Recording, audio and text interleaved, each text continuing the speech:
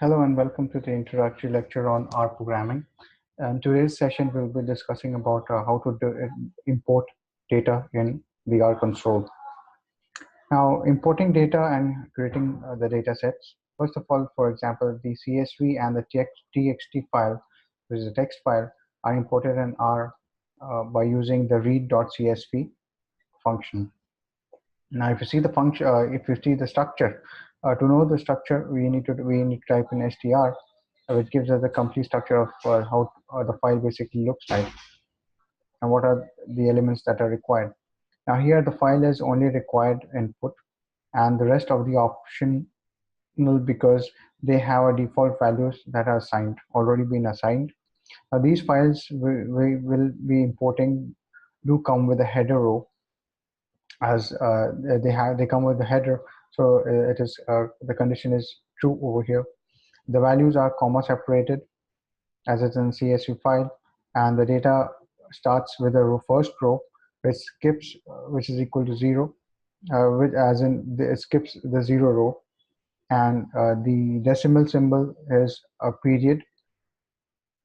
Now we can also import the CSV file from the R console, where there is an option over here for import datasets, where it says that you can import the data from a CSV file, and you just need to click on that, and you need to locate from your system as to where the file has been located, and then the R console picks up the file from that location.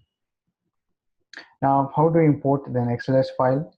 Now, this is how we can do it. Now, I'll just perform the function how it's been done.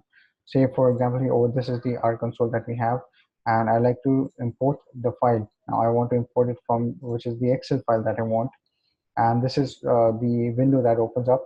And here I browse to the location as to where my file is, and it is in desktop. So I would like to click over here, and once it selects the location, it shows us the preview as to know whether the file is the one that we actually wanted, and this is the exact file that I want. So I press an import, and the file basically gets imported over here.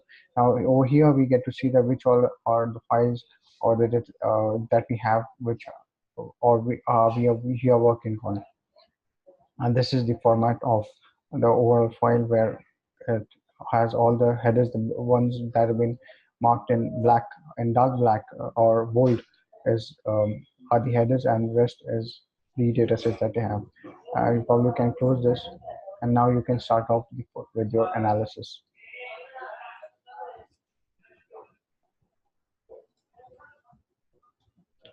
All right, so this is how we basically perform. Now, for example, we would like to import the data from the internet. Now, this is basically done by using the Condel library. You first need to install the Condel package on your system. And once you've done that, you need to type in the Condel library that you'll be using. And probably you want to know the Nifty price.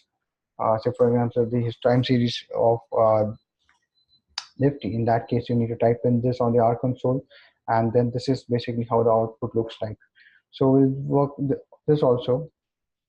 And for over here, we are first of all, if you want to clear the complete screen, you need to press Control and L. It totally cleans up the system, the console.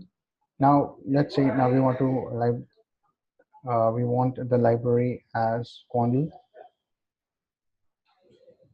All right, now it loads the package,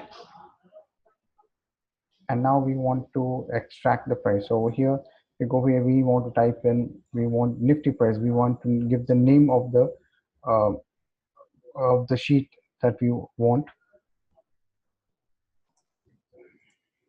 Secondly, we need to type in Condel library. It's already over there, and we need to type in the data name as to which one it's likely to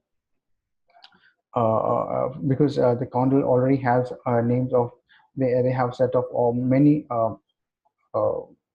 stock prices as well as the index prices. So you need to specify them precisely as to which file you basically want. And over here, this is the file name in Condel for this for NSC/. which is NSE stands for the exchange, and the file or what we CNX underscore Nifty, and this is the file that we want. Now we press enter, and now it starts to load up and runs our operation. And this is what we have. The console has already picked up the list from the Quandl website and has come up with the price data that we want, and it shows that it has near about 6,805 observations with 7 variables, which is the seven columns. Now we want to take a look out want to take a look at the sheet. Then in that case, we need to type in the name that we have with the file name that we have stored. So we have stored it from Nifty price, and now we press enter. We basically get the complete list, and more observations are there. But initially, it just shows us uh, this data, and the latest data that we have is for 4th of September 2018. So this is how you basically get the price, import the price from the internet, or to collect the data from the internet. Thank you so much for listening. See you on next video.